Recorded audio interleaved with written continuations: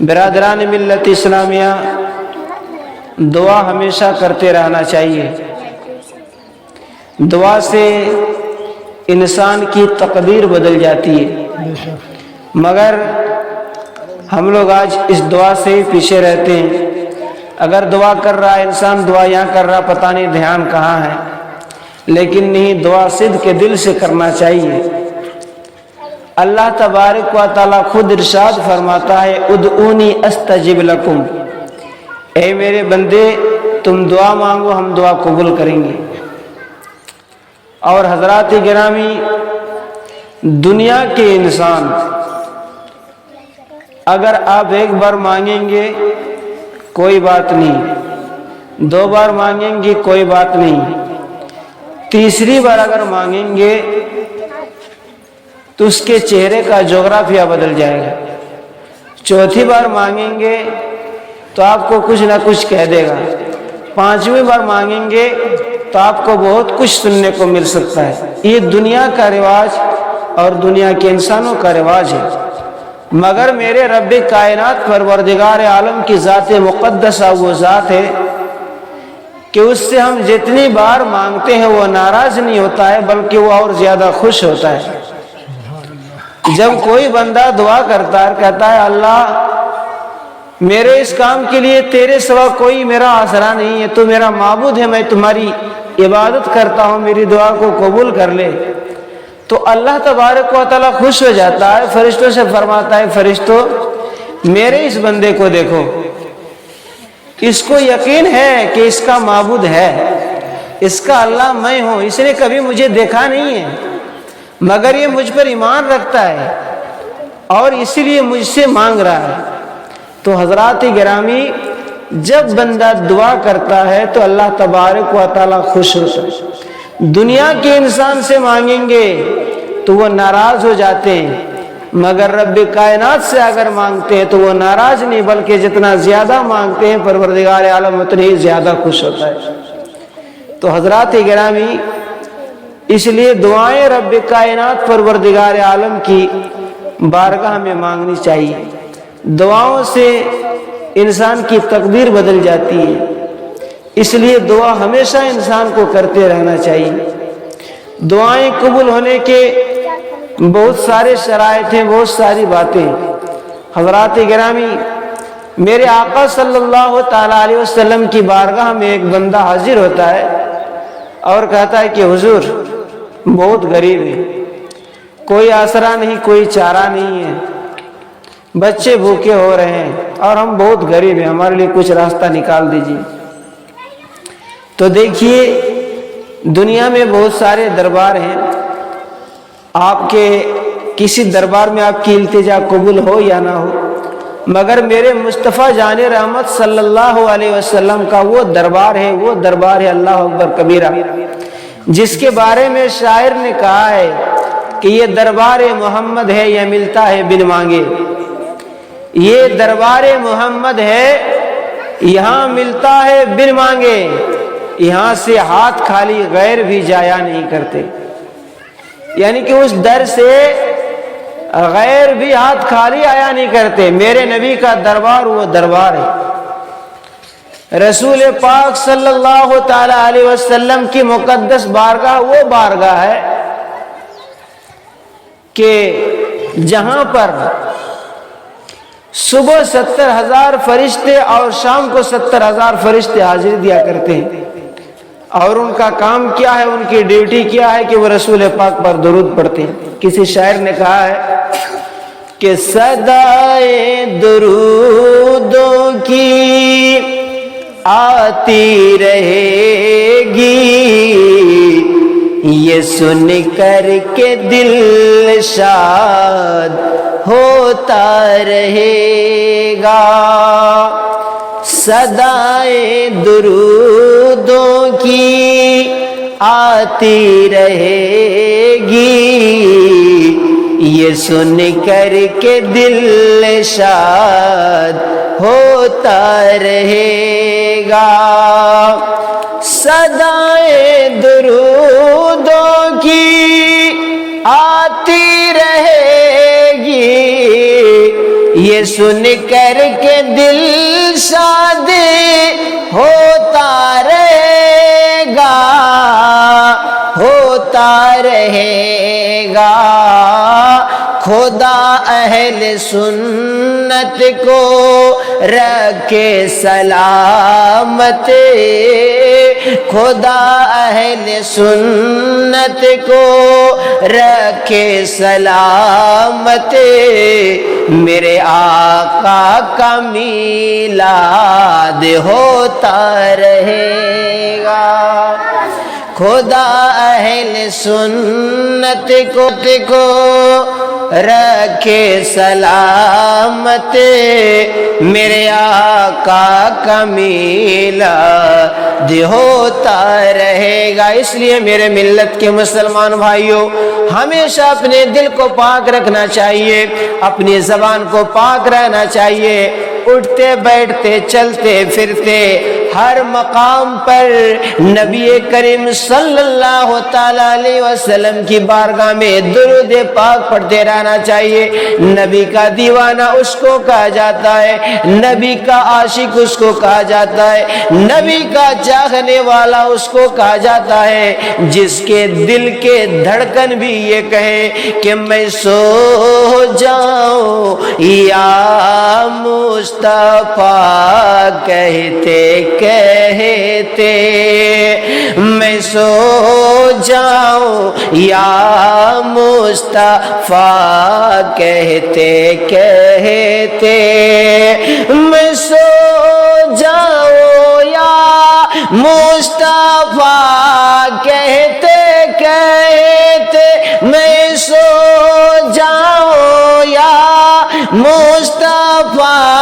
کہتے کہتے، کھلے آنکھیں صلی علیہ کہتے کہتے، کھلے آنکھیں صلی علیہ، مل کر بولیے آمین۔ کھلے آنکھیں صلی اللہ کہتے کہتے، کیونکہ جو شخص بھی رسول پاک پر درود پڑھتا ہے، ایک دن ایسا آئے گا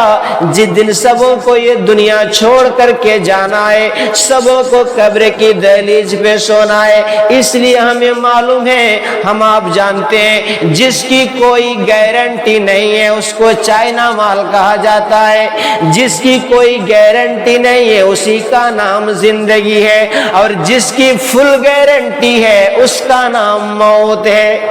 جو بندہ رسول پاک کا عاشق ہوگا، جب قبر کی دہلیز پہ جائے گا، شاعر اس بارے میں لکھتا ہے، کوئی گل باقی رہے گا نہ چمن رہ جائے گا، کوئی گل باقی رہے گا نہ چمن رہ جائے گا، پر رسول اللہ کا دین حسن رہ جائے گا، اور جو پڑھے گا صاحب لولا کے اوپر درود، جو پڑھے گا صاحب لولا کے اوپر درود، آگ سے محفوظ اس کا تن بدن رہ جائے گا، آگ سے محفوظ اس کا تن بدن رہ جائے گا۔ تو میں عرض کر رہا تھا کہ رسول پاک صلی اللہ تعالی علیہ وسلم کے اس مقدس بارگاہ میں ایک غریب صحابی حاضر ہوتا ہے اور اپنے غریبی کی داستان سناتا ہے۔ حضرات، میرے نبی کے دربار میں جو فریاد لے کر کے جاتا ہے اس کی مرادیں پوری ہوتی ہے۔ آج اگر دنیا میں کوئی اپنی غربت کی کہانی کسی کے سامنے سنائے تو لوگ ہنستے ہیں، بہت سارے لوگ، اللہ ماشاء اللہ سب ایسے نہیں، مگر لوگ ہنستے ہیں کہ یہ غریب ہے، اس کی غربت کی وجہ سے لوگ ہنستے ہیں۔ اس لیے اکثر میں کہتا ہوں کہ آپ کے پاس اگر سب کچھ ہو تو لوگ جلتے ہیں، اور آپ کے پاس اگر کچھ بھی نہ ہو تو لوگ ہنستے ہیں، لیکن اگر آپ کے پاس سب کے لیے دعا ہو تو یہ آپ کے لیے بھی بہتر ہے اور اس کے لیے بھی بہتر ہے۔ حضرات گرامی، میرے آقا صلی اللہ علیہ وسلم کی بارگاہ میں حاضر ہوتا ہے، عرض کرتا ہے کہ حضور میری یہ پریشانی ہے، بڑی غریب ہوں، بڑا ہی غریب ہوں، کچھ کر دیجئے۔ میرے نبی فرماتے ہیں کہ جب تو میرے دربار میں آیا ہے تو سن، گھر چلا جا، اور جب بھی گھر میں جانا آج سے ایک روٹین بنا لو اپنی زندگی میں کہ جب بھی گھر میں جانا تو سب سے پہلے مجھے سلام کرنا، یعنی کہ گھر میں قدم رکھنا تو کہنا الصلاۃ والسلام علیک یا رسول اللہ صلی اللہ علیہ وسلم۔ پھر اپنے گھر میں جتنے لوگ ہیں، چاہے وہ بچے ہوں، بچیاں ہوں، بیوی ہوں، ماں ہوں، چاچی ہوں، چاچا ہوں، بھائی ہو، بہن ہو، کوئی بھی ہو، گھر میں جتنے افراد ہیں سب کو سلام کرنا، اور اس کے بعد ایک مرتبہ قل هو اللہ احد شریف کی تلاوت کرنا۔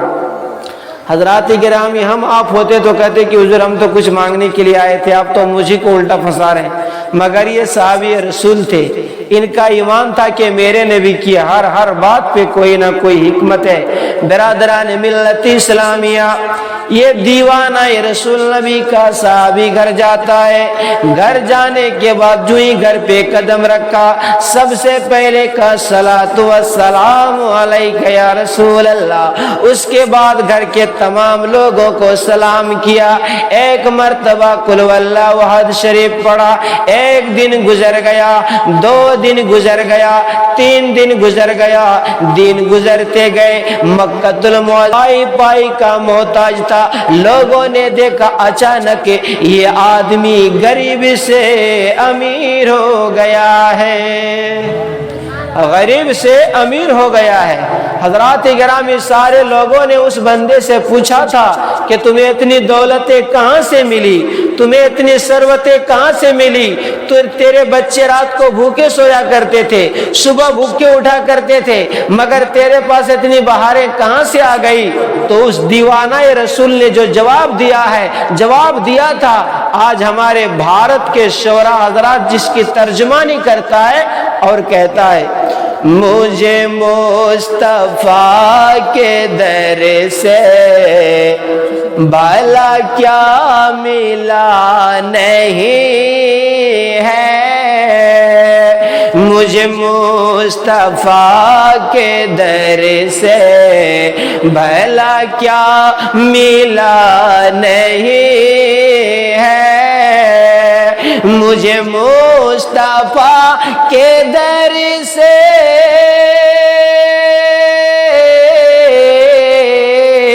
مجھے مصطفیٰ کے در سے بھلا کیا ملا نہیں ہے، میں غلام مصطفیٰ ہوں، میں غلام مصطفیٰ ہوں، میرے پاس کیا کمی ہے، میں غلام مصطفیٰ ہوں، میرے پاس کیا کمی ہے۔ تو برادران ملت اسلامیہ،